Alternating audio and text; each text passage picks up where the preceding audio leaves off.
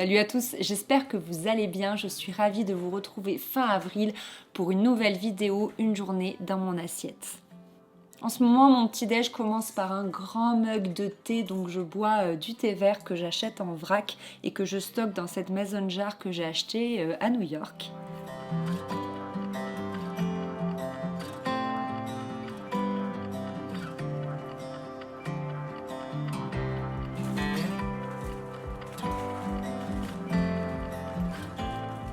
Puis je commence à préparer mon bol, donc je mets des fruits rouges et des myrtilles surgelées au fond d'un bol et je vais les mettre à décongeler quelques secondes. Puis j'épluche et je coupe un kiwi en petits morceaux. Et là, j'ajoute un espèce de pudding de chia. Donc ce que je fais, c'est que je prends un tupperware en verre dans lequel je mets un fond de graines de chia, puis je mets le triple à peu près de lait de coco. Et ça me permet un petit peu de me passer des yaourts de soja et puis tout simplement de varier mon alimentation.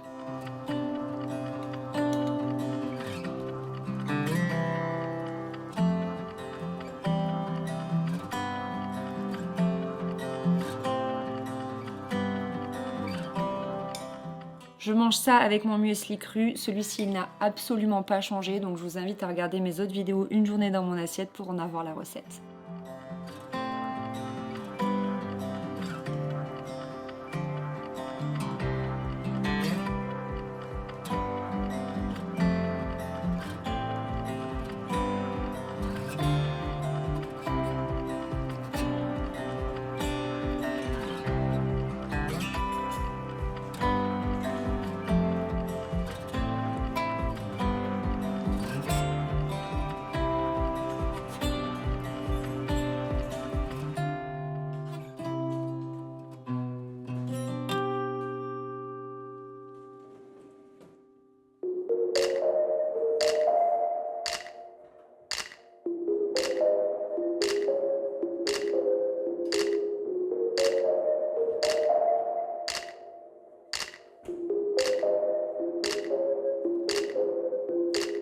En ce moment, j'adore me faire un espèce de taboulé de chou-fleur.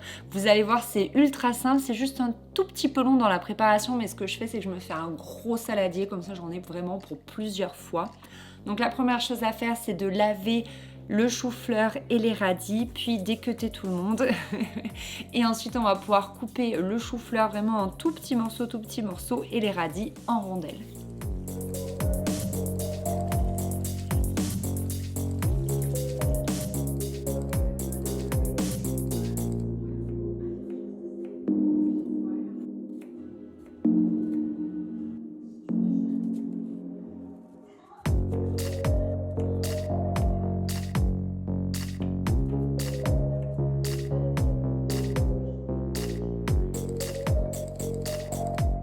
Donc c'est vraiment ça qui prend le plus de temps parce qu'ensuite je n'ai plus qu'à rajouter mes petits pois que personnellement j'achète surgelés parce que j'ai pas du tout le courage de les acheter frais. Ensuite il ne me reste plus qu'à assaisonner, donc je mets comme d'habitude de l'huile de colza, puis ensuite un peu de son de blé, de la levure complète et quelques graines de courge pour les petites protéines. Et je mange ça avec du houmous, quelques carottes, un œuf, bref, je varie en fonction de mon humeur.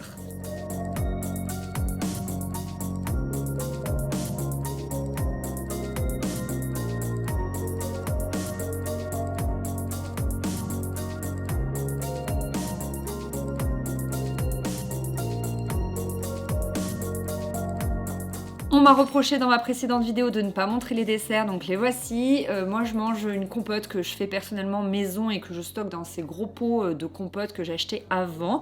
Et ensuite je mange un yaourt coco, donc d'habitude j'achète une autre marque que je trouve à Carrefour, mais là dans mon casino il n'y a que celle-ci, sont des Andros. Et mon petit péché mignon, c'est de mettre dedans des pépites de chocolat que j'achète en vrac dans mon magasin bio.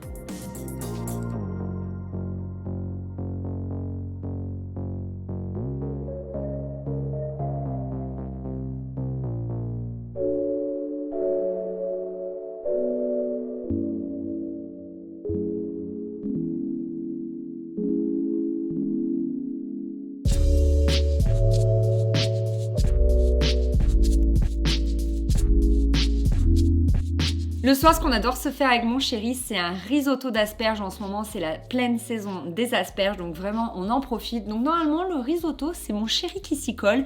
Mais comme vous le savez, je ne l'embête pas à le filmer sur ma chaîne YouTube, parce qu'après tout, ce n'est pas sa chaîne YouTube, c'est la mienne. Donc écoutez, c'est moi qui vais préparer le risotto ce soir. Donc c'est tout simple, je vais d'abord couper un oignon, puis je vais éplucher mes asperges. Donc j'enlève le bout blanc et je les coupe en petits morceaux et surtout, je réserve les têtes.